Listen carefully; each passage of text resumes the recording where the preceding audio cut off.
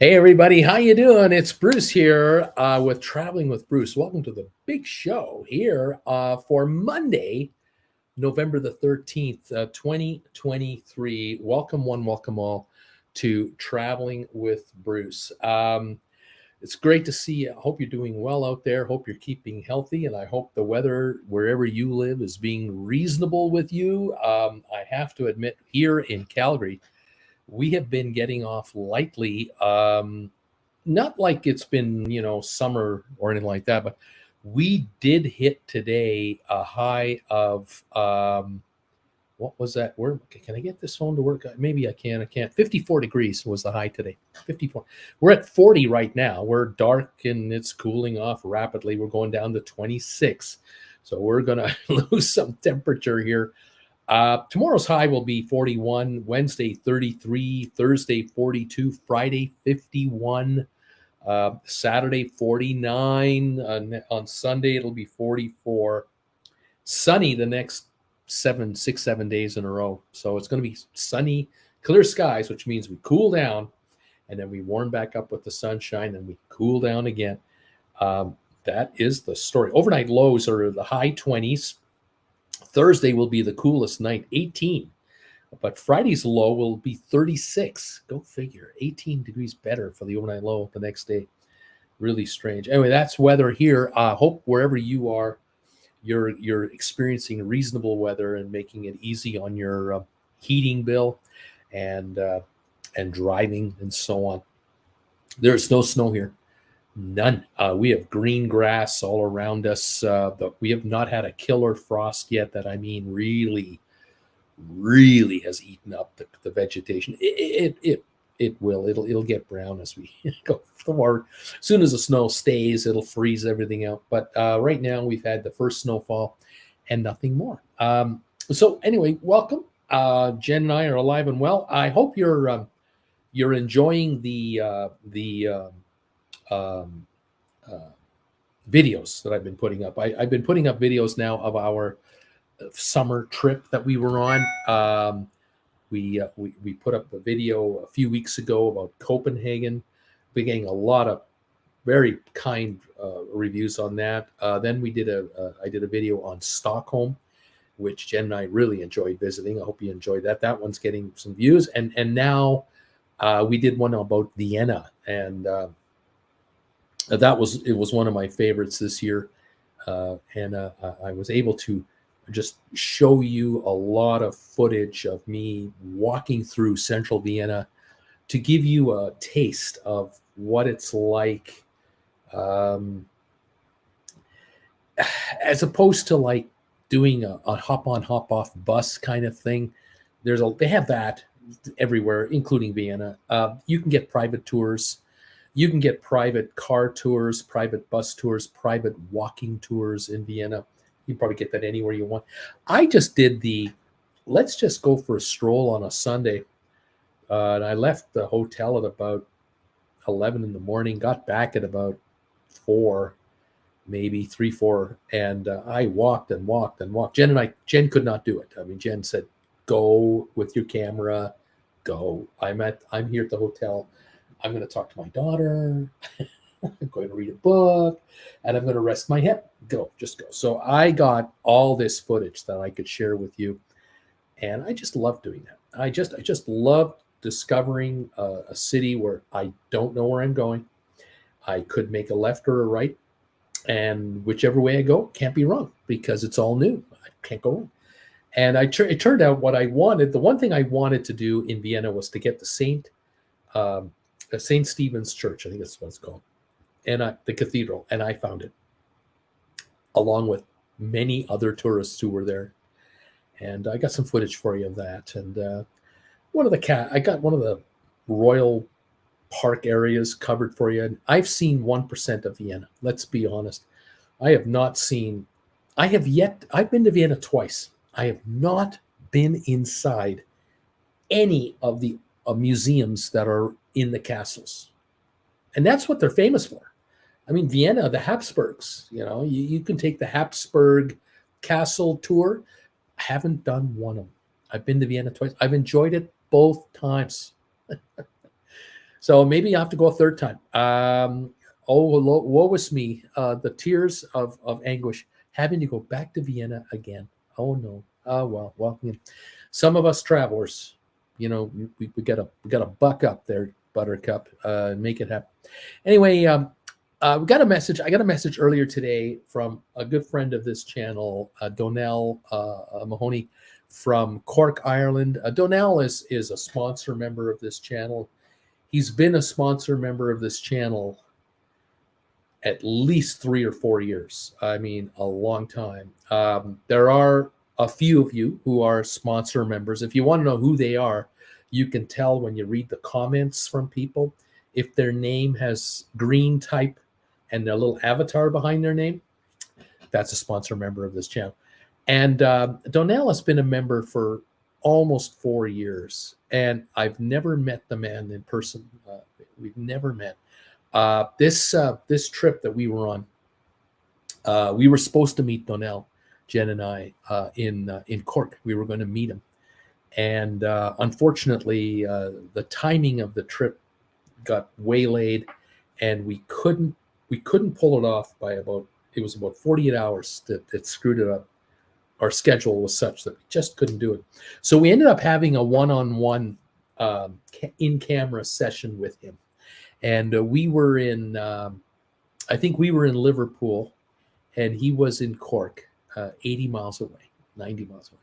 And we saw each other and talked to each other on camera, which was really delightful. And Donnell, just a super guy. And I really, I'm hopeful perhaps next summer we can pull this off. Jen and I do want to do a cruise around the Scottish Isles, and it will include Ireland. So, that would give us the excuse to see him. Anyway, he wrote me earlier today saying it was unlikely he was going to make the shows tonight. And well, number one, as you probably know, and you can figure it out, it's 6:00 here where I am in Calgary. It's 8:00 in New York. It's 2 a.m. in Ireland, I think it is, 1 or 2 a.m. So right there. But he wrote me an email today to apologize to not watch the show. I have viewers like this that I adore. I adore you all. This guy is special, and I thank him for everything he is. He's just a super guy. I can't read the message other than to say his legs are really bothering him, and he's using dressings on legs. I don't know what it actually is that's affecting him, but it's medical. Of course, he has medical care. He's being looked after, but and nothing we can do. We just pray for him, and hopefully he'll be okay.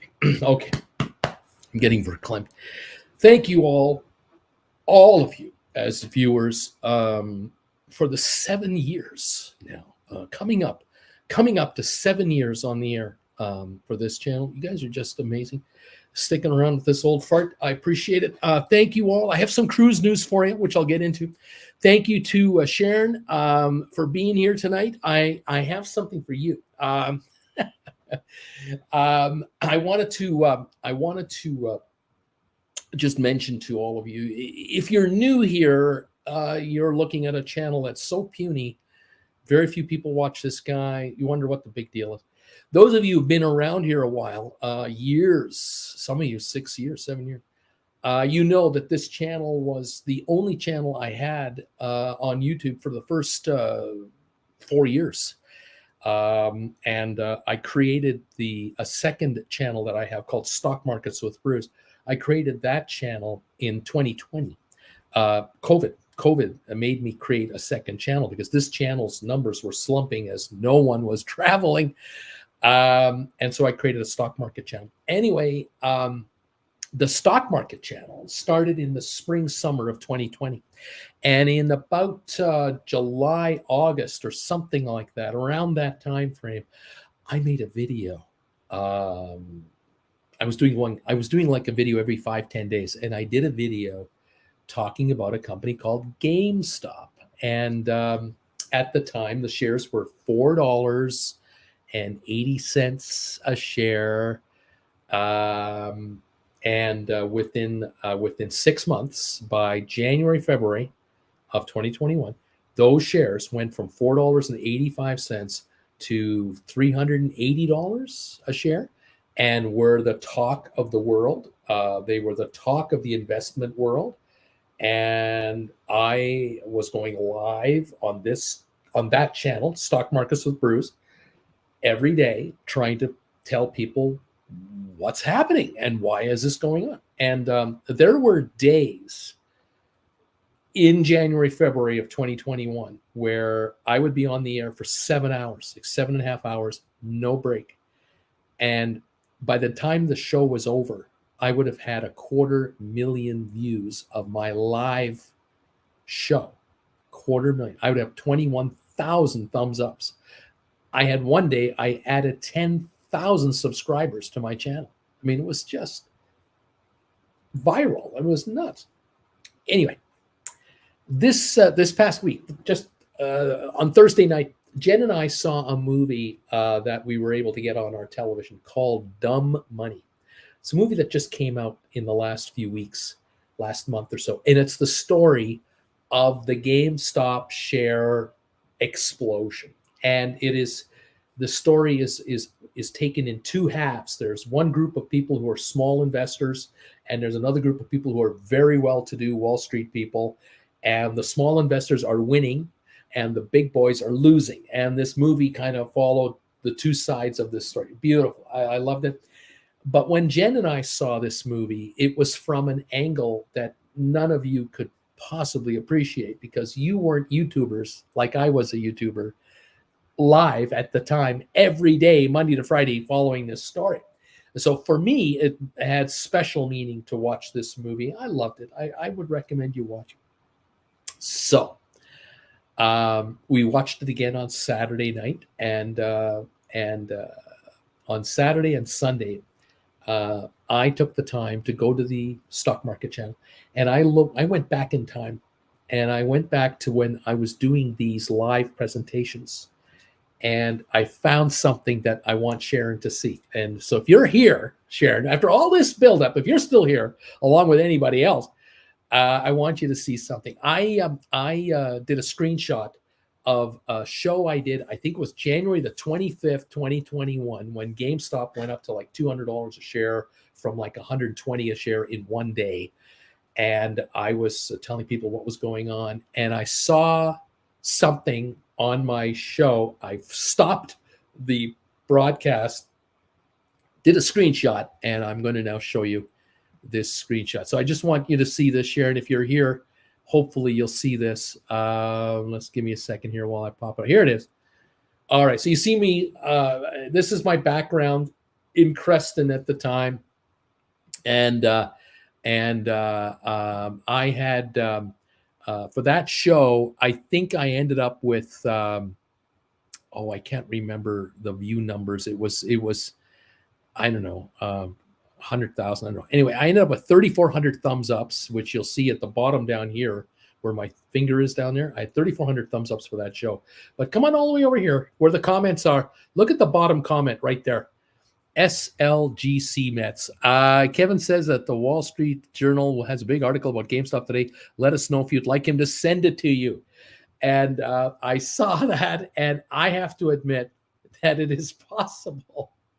It's entirely possible that when I saw this on Saturday or Sunday, whenever I was reviewing this, it's the first time I've ever read it, because when I was doing that live show and all those shows at the time, the comments were coming through just like movie titles, at the end of a movie, but it was going much faster. I couldn't have possibly read that comment. It would have just zipped by.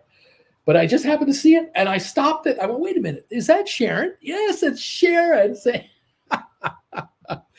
So I got a real kick out of that, that Sharon actually was here. And thank you. Here are the comments. Wishing Danelle the best of health. And I'm reasonably sure that your first GameStop video was in June 2020. I'm here. I'm putting up my laundry to see what you are teasing me here. We're here. Thumbs up number 25, says Kevin. Fantastic.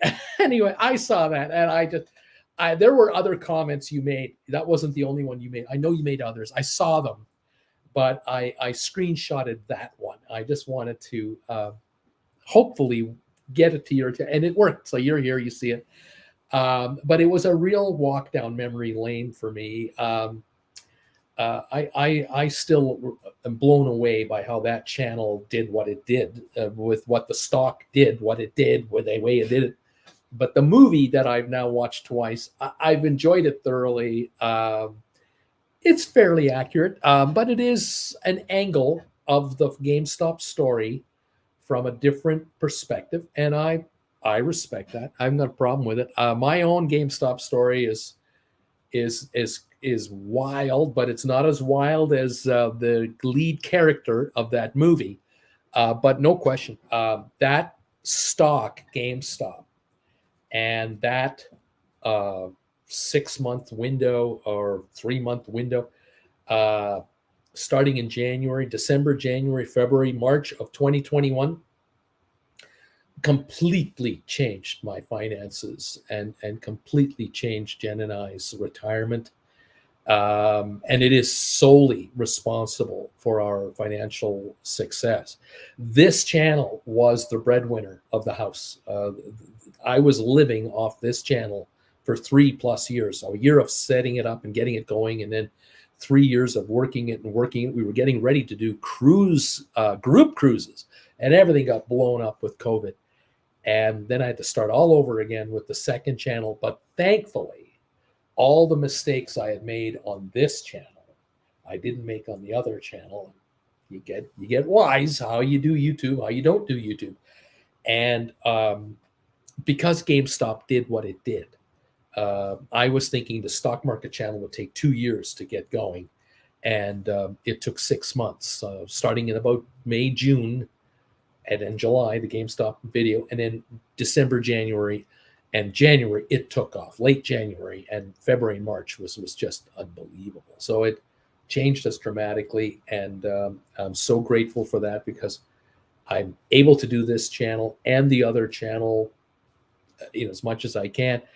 Enjoy doing it, and we can travel. We can get Jennifer a new hip. Hip number 2 is this December coming up, and we can pay for it. We just pay for it. And it's because of the stock market channel. There's no ifs, ands, or buts about it. And so those of you who are viewers of both channels, I thank you. Those of you who are viewers of just this channel and you're still here after all these years, can I complain? No way am I complaining. I thank you all. So Sharon, thank you. Kelly Haston, a shout out to you. I got a message from you yesterday, exactly what you're saying here, that you just got back from your transatlantic on the Odyssey of the Seas and you loved it. You were thumbs up number 99 for last week's show. And lo and behold, earlier today, I took a look at last week's analytics. 100 thumbs ups came in for last week's show. So thank you all who watch me here. I beg and plead for you to give us a thumbs ups. And if you're watching on the rerun, I'm always begging you guys on the rerun, get me to 100 thumbs ups. And you do it. You almost always come through for me. It's incredible. I think 2 weeks ago, we didn't hit 100. We hit 88. But last week, we got 100. So maybe this week we can hit 100 again. So if you're able to hit the thumbs up button, thank you very much. Helps the channel get a little exposure. Shady Hill Helmstead, number 4. Thank you very much. Robert, I got your donation. Thank you so much, my man. And thank you for these thumbs ups on both my channels. You're there every day. You're just amazing. I thank you very, very much. Ken Koreka, how you doing there, pal? Saginaw, Michigan. Hi, Bruce and all. We're having a beautiful stretch of November weather here. The temperature is 58. And gasoline is $3.30 a gallon. Good evening, number 6 from Janet and Ken. That's fantastic. Rocky Grasso, sponsor member in green with that avatar. Hi, member, and hi, Bruce and TB folks. It's 42 in Chesapeake. 42. Gas is $2.90, and I'm number 5. We beat you today at 54 degrees. Mrs. Brittany Anderson is in the house. How you doing? Welcome. My husband and I saw gas of $2.65 at none other than Buc-ee's. Less than an hour ago, we did some stuff today in Alabama. Had to make a stop. Bucky's at $2.65 a gallon. That is cheap gas in North America. Stephen Butler's number 7 on the thumbs up meter, Bruce. Gas is $3 a gallon. Weather's been great all week. I had to buy gasoline for the first time for my car since August. It's the first time I put gas in my car because we weren't here. I gave my car to my cousin to drive for me. It was the first time I put gas in here, and I paid $1.25 a liter Canadian, and that will come out at about $4.70 a liter, $4.50 a liter Canadian for a $4.50 a gallon Canadian. So that's $3.50 a gallon. That's just, we still pay more than you guys, most of you guys. Rocky, we enjoyed our trip to the Bahamas on the Oasis of the Seas. My wife particularly likes Central Park, 3 minutes from our cabin, but there's so much to do. Well done, Rocky. I'm glad you enjoyed that trip. And Rogers, hello, Bruce. Ann and Brent from Ancaster, Ontario. Gas is $1.39.9 a liter here, and temperature got to 14 Celsius today. That's 52, 54. That's Calgary weather. That's what we got today. Brittany, it's cold here in Pensacola. It didn't get out of the 60s today. I mean, we're dying down here. Nikki, hi, everybody. In Jacksonville, it'll be the mid-70s this week. It's called sweater weather. We're cooling off.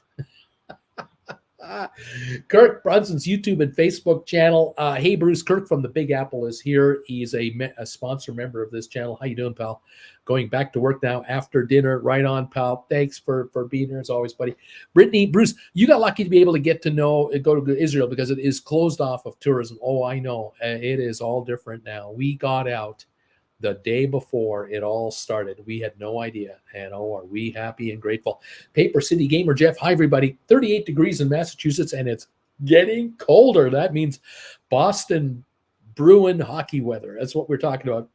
Sharon, wishing Donnell the best of health. And I'm reasonably sure that your first GameStop video was June. I'm here. I'm putting off my laundry. Kevin is here. Paper City, I enjoyed your stock videos. I watched them when I was working. Sharon, I was there for the 7-hour marathon shows you were putting on. They were the only entertainment in town during the pandemic, and that I remember those times. Dumb Money's director Craig Gillespie also directed I, Tonya, and Cruella. He's my new favorite director. Sharon, 29 thumbs ups. By the way, you're already at 29.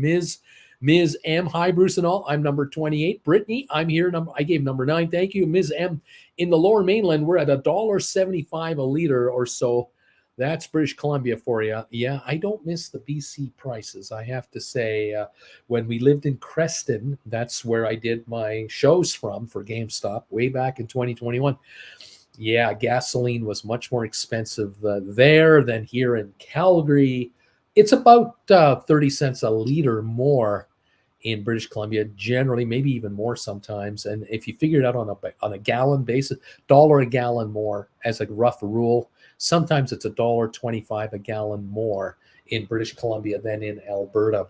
Much higher provincial taxes in British Columbia, just the way it is over there. And sales taxes, we have no sales taxes here. So that's another differential. It's 7% less. It's expensive over there, no question about it. Beautiful though, British Columbia mountains, pretty as all get up, but you're paying for it. I'll tell you that, you sure are. Thank you all very much for being here. I have some cruise news for you. I promise. We have 36 thumbs ups now. Thank you. There are 38 people watching the show. We have 36 thumbs ups. Is that a ratio to die for? It is. That is a phenomenal ratio. Usually it's 1/10. Usually you get 50 people watching, you get 5 thumbs ups.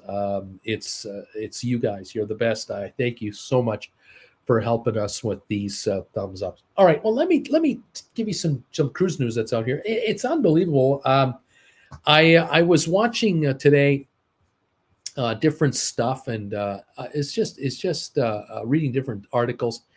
And I'm trying to get my hang on a second. I'm trying to get my thing to work properly. Let me just give me a minute. I have to adjust a couple things on my computer. It's acting up on me right now. Okay. Let's see if I can do it this way. Maybe. No, I can't do that. I don't know what my computer's doing. Oh, okay. it's having a hiccup right now. So don't mind me as I frantically try to get my thing done. Splair is here. Hey, Splair, how you doing? BC videos I've seen are always gorgeous. Have a good night, y'all. Enjoy the Uncle Bruce show. Thank you, Splair, from Dortmund, Germany, buddy. And that was Splair and I together. That little avatar right there. That's him and I together with Jennifer. She took the photo of us, and he came by. We got together. That's great, man. It's great to see you. Fantastic. Thank you for popping in. Okay, let me show you a couple of photos here, a couple of shots of stuff I want to talk to you about today. News that is going on here. Okay, this ship right here. I talked about this ship last week. This is the ship known as the Carnival Panorama, the Panorama cruise ship. I gotta tell you, man, we got us a problem here, Houston. The Panorama is out of service. The ship last week, you might recall that I told you that it was having propulsion engine issues, and the ship could not get up to regular cruising speed. A beautiful ship. It was one of the last ships built in this style before they started building the mega ships they're running now. And this ship has had propulsion issues now for several years running. And the issue here is that the ship can't get up to cruising speed. And so at the moment, while I'm talking to you, this ship is headed up to Portland. I think it's headed to Oregon, to the Portland area. There's a dry dock up there.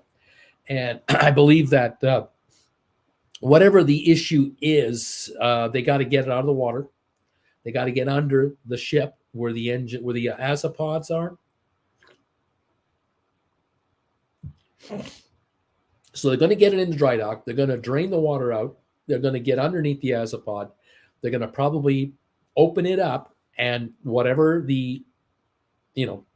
parts they need, they have probably already delivered to the dry dock while the ship is moving at 11 knots from California, from Long Beach all the way up the length of California, all the way the length of Oregon, up to, I believe it's Portland. Now, I might be wrong. It might go to Victoria, British Columbia. There's another dry dock there.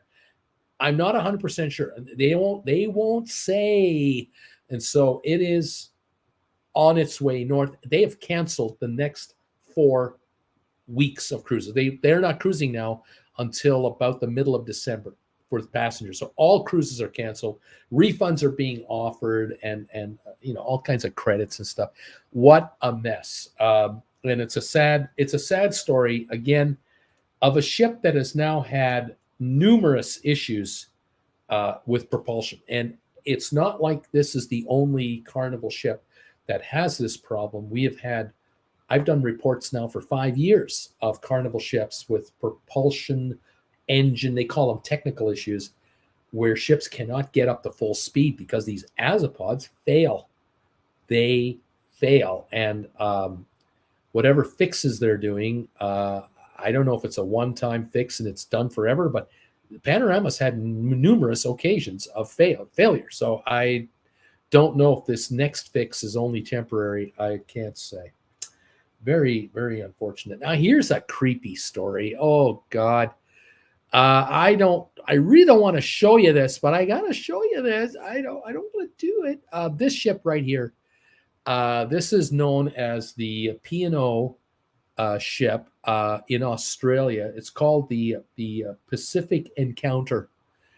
This is a former Princess Cruise Line ship that was in the Princess Cruise Line family. Now it's a part of the P&O group, and the ship is plying the waters around Australia. Well, they've got a Pacific Encounter you don't want.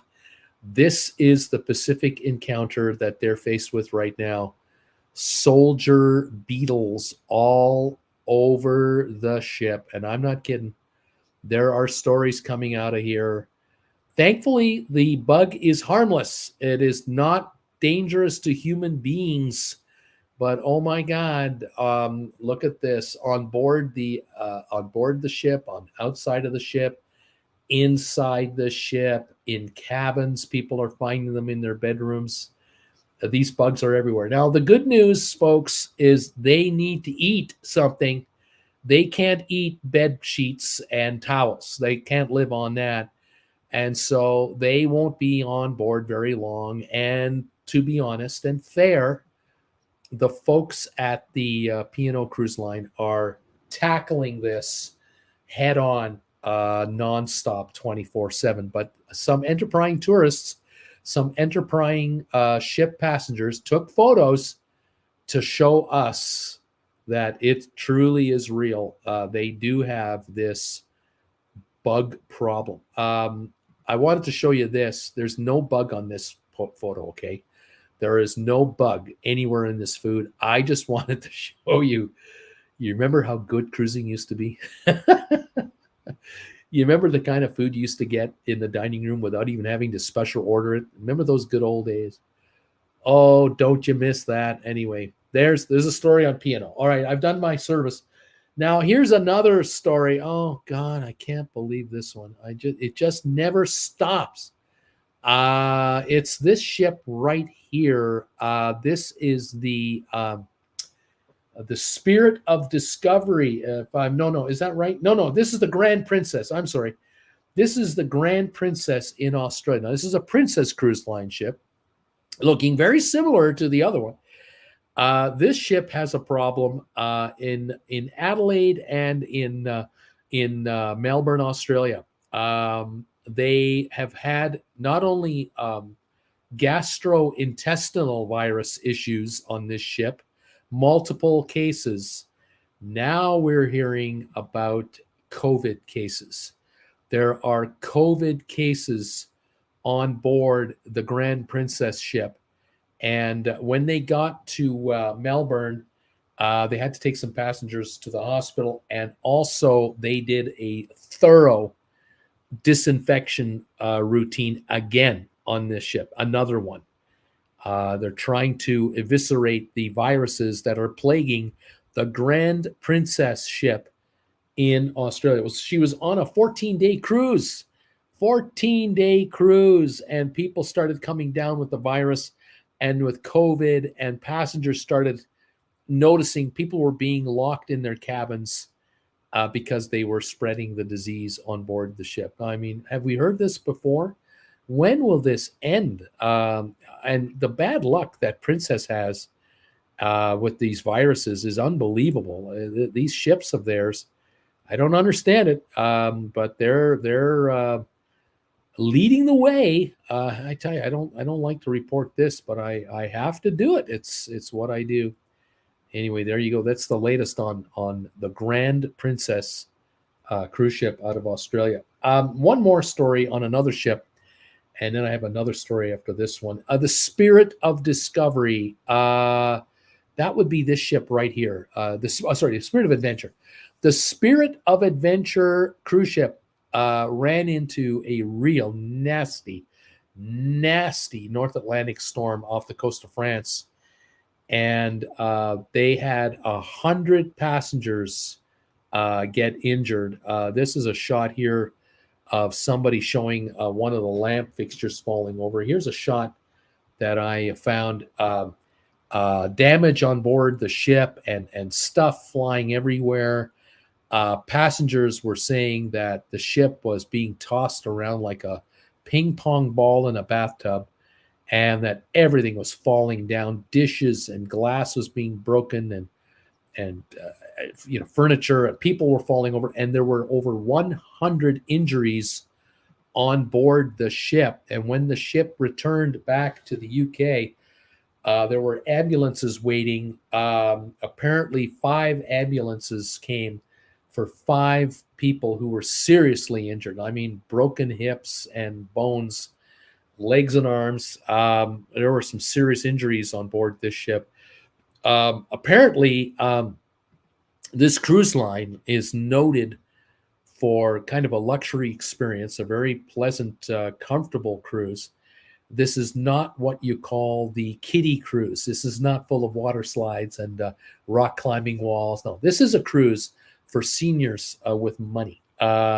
If you're my age, your 60s and 70s and 80s, This is the ship that people go on in the UK. This kind of a ship, very nice, very comfortable. But unfortunately, this is the kind of imagery that came out here the last 48 to 72 hours.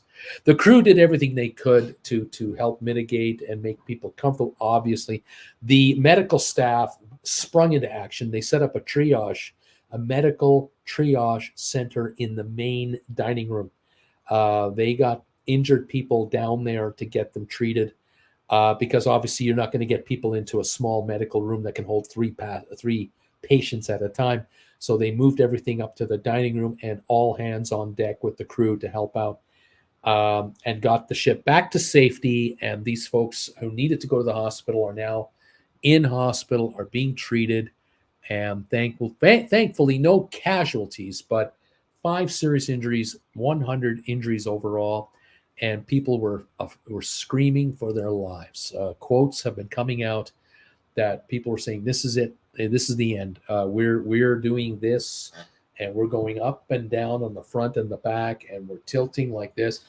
And the waves were 40, 60 feet, 80 feet. It was bad. It was really, really bad. And this is not the size of the Oasis of the Seas. This isn't a super ship. Like, this isn't like a 1,300 foot long, 250 foot wide ship. This ship is designed for maybe 700, 800 passengers, maybe 900 feet long and 85 feet wide. So it was caught in a massive, nasty, nasty storm. But they're safe now, and I'm sure everything will be, will be calmer now. How about that? It'll be calmer now. It will be better. I don't know, but it'll be calmer. All right, I have one more story for you, but first of all, let me go back to my comments just to make sure I haven't missed any. Thank you, everybody, for so much for being here. Sharon is saying, these azopods, it's always about those damn azopods. When Oasis fell off its dry dock in 19, the concern was azopods. Robert, any videos of a ship in dry dock? I would like to see how the water is emptied and how the water is restored. Steve Bartley, number 39, thumbs up. High temp around 60 today. Way to go, pal. Pretty nice for Colorado this time of year. No kidding. Gas, 279. Boy, you can thank your president for that. Joe Biden, you can thank him. Don't thank Donald Trump for 279 gas. Don't forget. Why would they not try and find a port to park in and wait out the storms? I agree, Paper City Gamer. I don't know. I don't know why they won't do that. But then again, there are schedules to keep, and other passengers to pick up and drop off, and pressures from head office.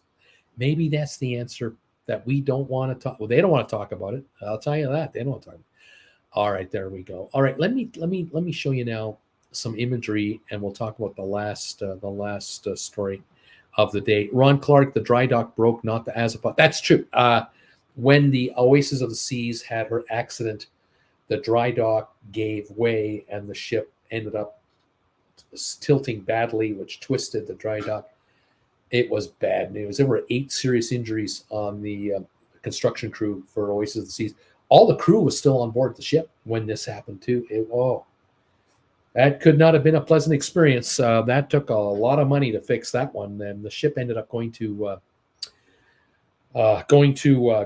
Spain, to remember the name of the town. The world's largest dry dock is in this Spanish city, and that's where the ship was sent to get fixed. They did get away to Cadiz. Thank you, Sharon. Cadiz, Spain, to make sure its azopods hadn't been damaged in the fall. Yeah, and they did repairs there. Sure did. Oh man, that was something else. Cadiz. Thank you, Ron.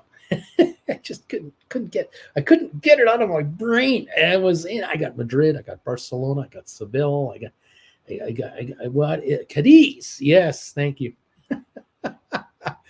All righty, let's move on to the final story of the day. The final story of the day is we hear little bits and little bits and little bits of this story, and I thought I'd kind of try to put more of it together for you as a story. And the story today is that back in the day when our parents were cruising, so I am talking now about the 1970s and 80s. So I'm talking 40 years ago. 40, 50 years ago. I'm 68. So 40 years ago, I was 28. I was not a cruise ship passenger at age 28. Okay. I was not my thing. But my mom and dad loved to go on cruises because it reminded them of a time when they were young. My mom and dad came from Europe to Canada. My dad was 23, my mother was 19 or 20, and they both came across on different ocean liners across the Atlantic to Canada. And when they were in their 40s and they had a little bit of money after working their butts off for 20 years, they could afford the occasional trip on a ship. And they would take a cruise in the Caribbean back in the 80s when Kathy Lee Gifford was the spokesperson for Carnival, and there was all the other brands were independent of each other back in the day. And back in the day, back at that time, when there was still transatlantic seasonal service, mainly summer, not winter seasonal service, the jet plane had taken out all the ocean liners except the Queen Elizabeth II. But back in the day when there were summer cruises to Europe and there were summer cruises up and down the US coast or to Canada, or there were summer cruises to maybe Northern Europe and parts of other parts of the world, it was kind of a special thing for a coastal city or an island in the Caribbean to have a cruise ship come to town. A cruise ship might have 800 people, 700, 900.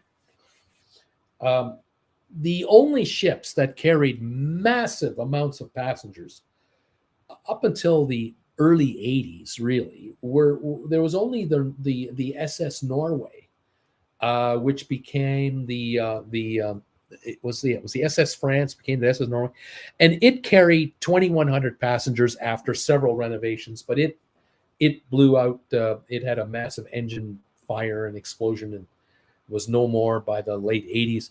The Queen Elizabeth II, which is doing transatlantic and then occasional round the world cruises, she could hold 1,900 passengers. These were one-offs. A lot of cruise ships were holding 1,000 to 1,500 passengers, and on a casual cruise, they wouldn't necessarily be sold out. They'd be 2/3, 3/4, 80% sold out for a 10-day, 12-day, 14-day cruise. So if you were in Jamaica, you were a business person in the Bahamas, Nassau, you were in Puerto Rico, a cruise ship coming in was an event. You needed tugboats to bring it in. It took an hour to dock, and then these passengers would come off and spend money on local souvenirs. And in the 1970s and 80s, you didn't have the organized merchants of today, where when you get off a cruise ship, say in St. Thomas, and then you get off a cruise ship in Saint Martin, and then you get off a cruise ship in Puerto Rico, the same merchants are waiting for you on shore. The International Diamond House is everywhere. It's the same corporations that run all of these stores, and it's the same purchasing managers that buy the same crap from China or Taiwan or Bangladesh or wherever, that try to sell you a Bahamian T-shirt made in Bangladesh, or a keychain made in China or whatever, with the local name of the city on it. So it's not so special anymore. All right. Now, in Europe, European cities would spend money, city money, to build cruise ports in their downtown areas, like Marseille and Barcelona, for example, Genoa. Rome has its port now just north of town, about 80 kilometers. But most European cities have their ports right in the heart of the city. So we're talking about Stockholm, we're talking about Denmark, we're talking about uh, Hamburg, we're talking on and on it goes. And back in the day, passengers that were coming and going on ships from those ports were going across the Atlantic. They were this is the 40s after the war, the 30s before the war, certainly all the 1950s, and up until about 65, 68, 69. There was more or less regular transatlantic service, and then it died from the jet. So that's how it all changed up. Today, it's all different. And the cruise lines are doing themselves in by doing what they have to do to survive. You can't blame the folks at Royal Caribbean. They're building 5,000, 6,000, 7,000 capacity cruise ships to be able to sell cruises for under $1,000 for a week. Let's call it base fare plus tips plus. The only way you're going to do that is to have a high volume cruise ship with gobs of people. The problem is where the ship goes is now overrun by literally thousands of people that the cities themselves refer to as nickel and dimers. Because if you can get a deal on a cruise for $800 or $700 for a balcony for a week, and then you get a promotional discount that the cruise line is offering, like a free drink package or a free gratuities this week or free Wi-Fi, you're going to try to travel with you and your wife or you and your family. You're going to try to travel for as cheaply as possible on a ship to some ports of call and enjoy warm weather. You can't be faulted. It's not your fault. You're being targeted by the cruise lines to come on board and enjoy value for the money.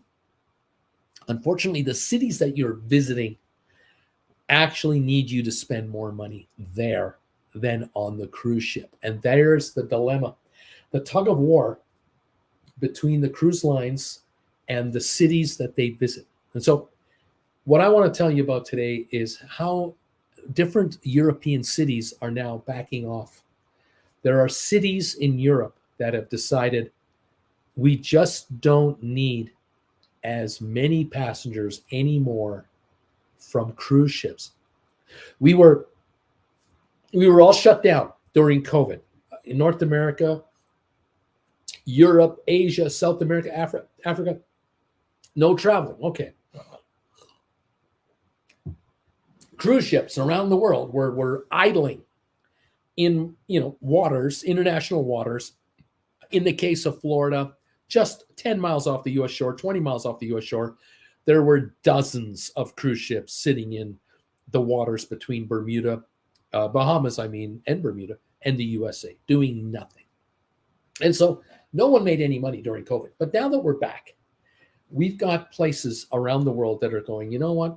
I gotta say, we, the citizens of City X, have had enough. We just don't want cruise ships anymore in our downtown ports because it is complete and utter mayhem. It used to be 800 passengers would get off a ship, and most of them would get on buses that would hold 50 people each. They get on at like 8 in the morning, 9 in the morning, and they'd be whisked off to different museums and places of interest all around our city. And then they'd be dropped off downtown for a few hours, and they'd go to a cafe, and they'd go to a couple of stores, and they'd drop a couple of bucks. And then by 4 in the afternoon, 5 in the afternoon, they're back on their ship and they're out of here. And no big deal. Now, downtown Barcelona, 7 ships at a time, 4,000 passengers average.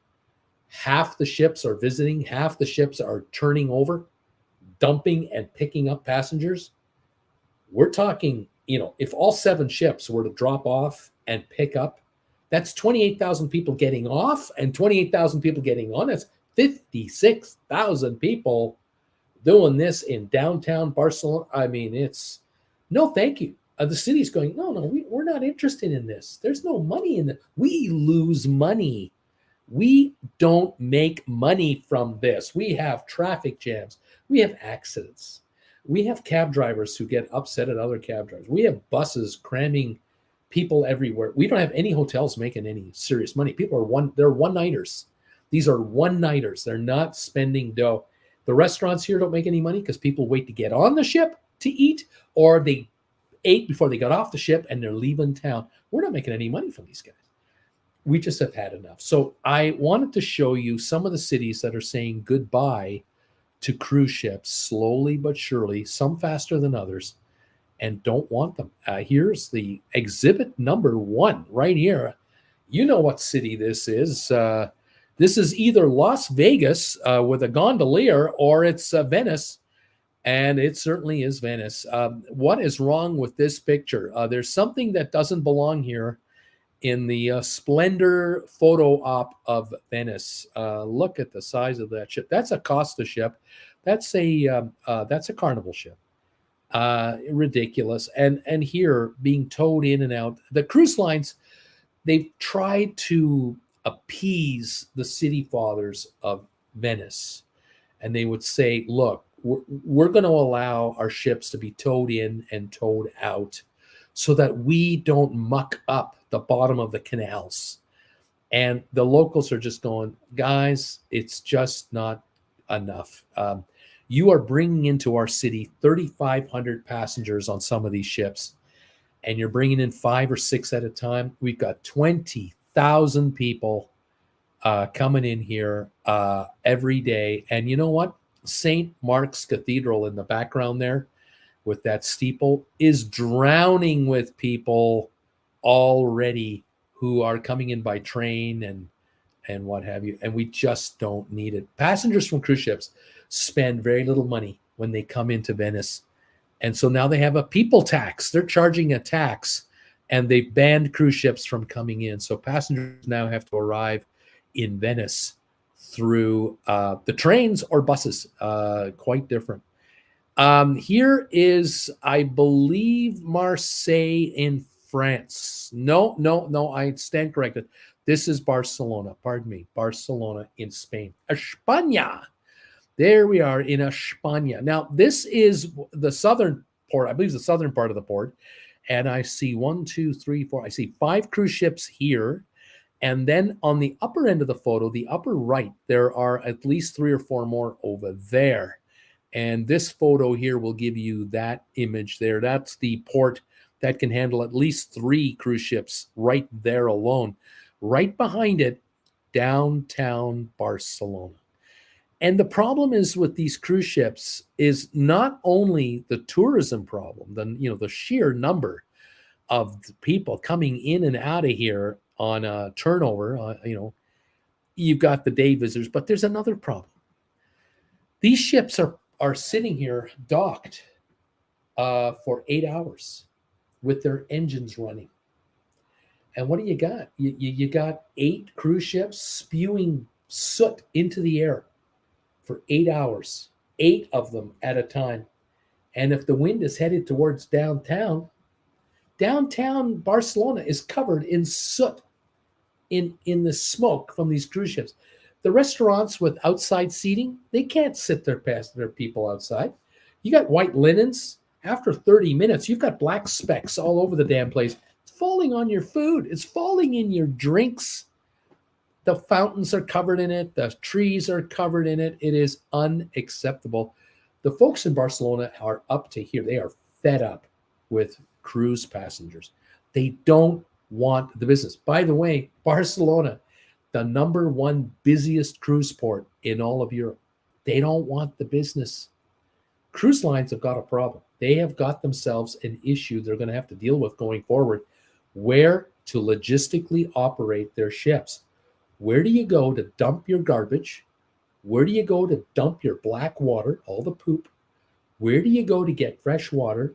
Where do you go to get all your supplies for another week's cruise, a 10-day cruise, a 12-day cruise? We're talking alcohol, food, medical supplies, toilet paper, Kleenex, everything. Where? How? How are you doing this? You can't do this in some backwater little town in Italy. This requires serious trucking, storage, warehousing, logistics, and Barcelona has got it. Now what? How about this city right here? Our friends in Amsterdam. They rebelled 5 years ago already. No more cruise ships. They do not want cruise ships coming into the downtown core. Unbelievable. How's this going to happen? This is what Amsterdam wants. This is what Amsterdam wants you to think what it looks like in Amsterdam. They want you to believe that this is normal in Amsterdam, that there's 100 people on a little ship like that, and there's bikes on the pathways over there and few folks walking around. It is complete mayhem in Amsterdam. They have got a tourism overflow problem. Here's a shot, an aerial shot of downtown Amsterdam. You can see the central rail station, which is incredibly busy with commuters, tourists, and business people. Very active station.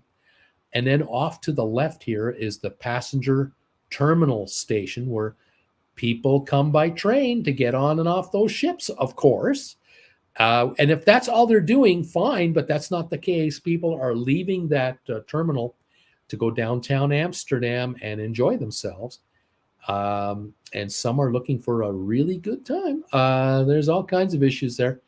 Amsterdam would rather have people get off that train, come off the train station, and spend a week in Amsterdam. The Amsterdam people would rather have Jen and I come in on a train from London, stay at the Amrath Hotel for a week, spend $400 a night in the hotel, and drop $200 a day in downtown Amsterdam, going to a restaurant or two and a museum here and there, taking a couple of Uber rides, and just spending all kinds of money. That's how bills are paid in Amsterdam. Cruise ship passengers, 20 euros a day a person. That's it. They buy an ice cream cone, maybe. They buy a beer, maybe. They'll buy a T-shirt, probably. It's not a good time. The folks in Amsterdam are not impressed. Here, another city, Marseille, France. This is a major port for cruise ships. This port can handle 6 ships easily here.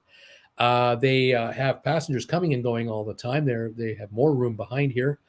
They want out. Marseille wants out. This is another shot here of a few years ago. You're looking at the ships coming and going. You can handle almost any size ship here. And these guys don't want the business anymore. It is stunning. The voters of these cities are voting out the cruise lines. They want this. Marseille wants you to think of Marseille like this.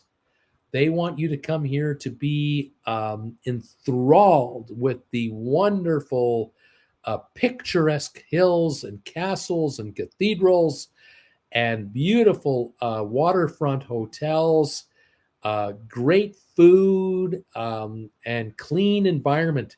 They do not want you to be here to their town just to do this. Fly in and cruise out, and cruise in and fly out. They want you to stick around and enjoy the Mediterranean for what it's all about. Here's another area that's having all kinds of problems. And recognize this area here? That is Santorini, I believe, in Greece. That's the middle of an ancient volcano right there. We've got cruise ships coming in here more and more and more. And the folks are coming in to see coming up these cliffs to see these views. This picture right here is the shot that cruise lines want you to believe your vacation to Santorini. Your little visit to Santorini is going to be like this. the fact that I am 50 pounds overweight and my Jennifer Aniston lookalike wife looks just like this woman. Maybe not quite exactly like this one. Anyway, they want us to think that here are Bruce and Jen in Santorini, able to take a selfie of themselves, having a wonderful, wonderful visit off of their cruise ship. Now, do you want to see what it's really like? Here's a shot of what Santorini is really like. When you've got 3-4 cruise ships in the middle of town there in that little basin, you're talking about 12,000 people coming up here.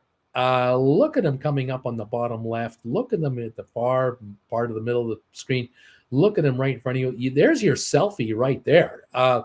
Or that guy's trying to get a picture of the sunset, I suppose. Here's another real picture of Santorini for the tourists. This is real life as opposed to what you're being sold on the brochures.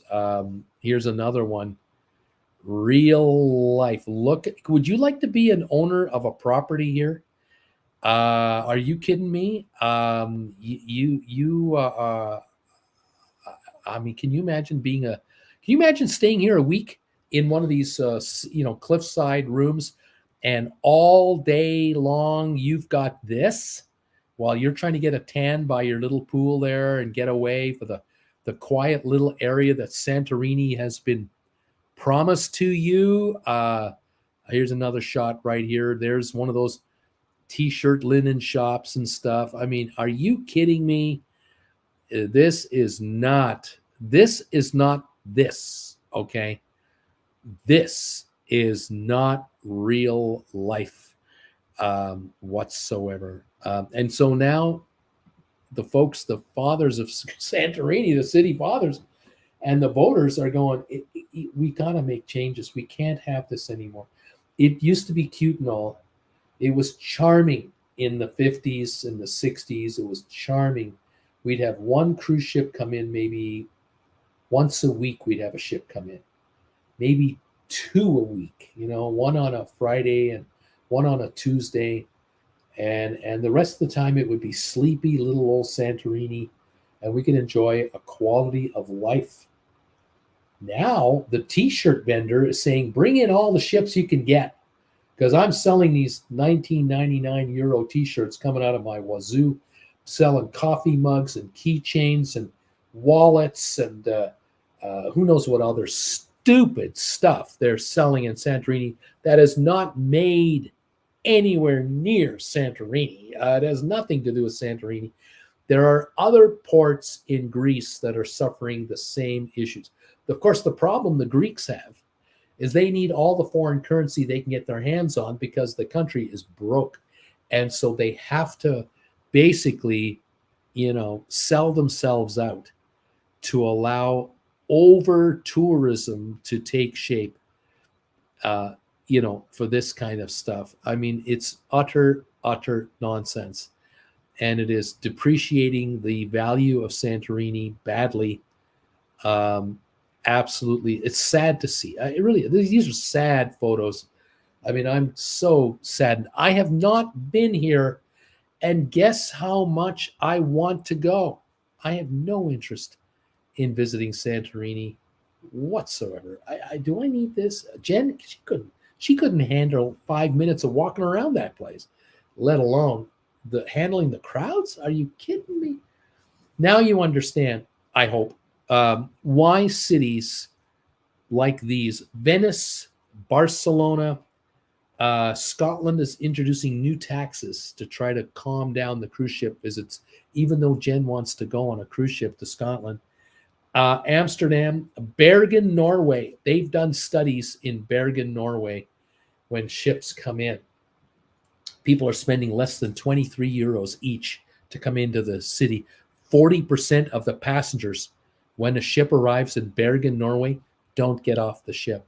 They take that opportunity to go to the steam baths and the hot tubs and the saunas and not go into town. Bergen is losing. Marseille, France. Palma de Mallorca, they don't want cruise ship passengers anymore. Santorini, and I've talked about Dubrovnik over the years. Dubrovnik. So we, as a group here who love cruising, not that I've been on one lately, where are we going to go? Where are we going to go for a true cruise ship experience? Because these places that we could go to are packed to the rafters with people now. Um, Amsterdam is busy. Barcelona jam packed in the summertime with tourists. Venice has a tourism tax. It just doesn't end. Dubrovnik is drowning in people. This isn't what I call a fun time. So I'm really not looking forward to taking a cruise that's going to take us to cities that don't want us. How welcome am I going to feel? I feel guilty going to a city where I'm not welcome with hordes of others. If I'm one of 20,000 other cruise ship passengers today, I don't feel right. The last time I was in the Cayman Islands, there were 7 ships in town. I had to wait with Jen 2 hours on the pier to get on a tender to get to our boat, to get to our ship. That wasn't fun. There were people fainting in the heat. They were not ready. It was really something. Paul Romero, I remember when they limited you to 3 minutes for the showers, not to waste water, on the original Carnival Jubilee ship way back when. Sharon, Paul Romero, how did they enforce that? Sharon, 42 thumbs up, Spruce. Thank you very much, guys. Paul, they didn't enforce it. You just respected the signs in the bathroom to limit water usage. You just followed. Sharon, a different time indeed. There were people with morals back then, I suppose. JJ, 47 days until my New Year's Eve cruise on the Anthem of the Seas, 31st of December. 7 nights from Bayonne, Cape Liberty. Fantastic. I'm hoping that you have good weather all around. Ron Clark, oh my donkey trail. Yes, the donkey trail in Santorini. That's right. Something else I was going to mention about this different time indeed, and these cruises and whatnot. Oh, yeah, the cruises out of Miami and Fort Lauderdale and Port Canaveral, Tampa Bay. These cities are open for the business. They're very open, and there's nothing wrong at all about flying into Fort Lauderdale, spending a night in a hotel and catching a ship, and maybe catching a flight the same day you return, or a night or two in a hotel. There's also nothing wrong with Port Canaveral because you can include Orlando before or after a cruise with Disney World, Universal Studios, if you've got the money and the time. Of course, Miami is its own unique city for additional time before or after a cruise, of course. Florida as a whole, going to the Keys and so on. And then, of course, there's Galveston, Texas. That's wide open for business, expanding their cruise port, wanting the business. Mobile, Alabama, wanting the business. More power to you guys. And of course, the cruise lines are doing the best they can with what they've got, and they figured it out. They also know they're not offering one-off getaway cruise destinations anymore. A ship going to the Turks and Caicos isn't an exotic thing anymore. Okay, a ship going to St. Thomas is not exotic. It's just another stop that's been done hundreds of times and is becoming a routine. It's a routine for the crew, of course, but for people who've cruised before, there are folks who've been to St. Thomas 5 times in their cruising histories. It's just an excuse to stop the ship for the day and go for a walk on land. That's all it is. So what the cruise lines are doing is smart. They are building private cruise getaways. Bahamas are welcoming, wide open. You want to create a $400 million getaway like Castaway Key for Disney or Coco Key for Royal Caribbean and Celebrity. You want to create Princess Keys. You want to, all of these getaways. they're being built by the cruise lines, and the cruise lines are finding out ways to offer weddings on these islands. They're offering corporate getaway excursion trips, reward trips for groups. They've got water parks. They've got all kinds of events. They figured it out. They know if they can keep you captive on their ship and on their island, and nobody else gets to touch you, they get all your money for the entire time you're with them. They get all the money. They don't share it with anybody other than government taxes that they're paying the Bahamian government. This is what cruise lines have figured out. They know they cannot take you to an ancient Mayan ruin that has never been seen by mankind before. Those days of Indiana Jones getaways are over predominantly, and there are cruise ports where cruise lines will not take you because it's too dangerous. They don't want you to get mugged. They don't want you to get beaten up. They don't want you to get ripped off by any unscrupulous operators because it comes back on their name. They don't need that crap. So, of course, certain countries are not visited at all, and certain ports of call, you are restricted to the caged-in, fenced-off area only. And if you're leaving that area, it's by armed security guards on buses. You want to be on a place like, you want to go on a cruise like that? No, I don't. So, yeah, the cruise lines know, the cities know, the passengers are figuring it out, and it's changed, forever changed. And so river cruising is, still very popular, but river cities, they have a limit as to how many of these, 200 passenger, 300 foot long ships are going to come in. There's only so much room in the river. And if the river levels are low, you're out of business. All of a sudden, you're operating a bus tour company.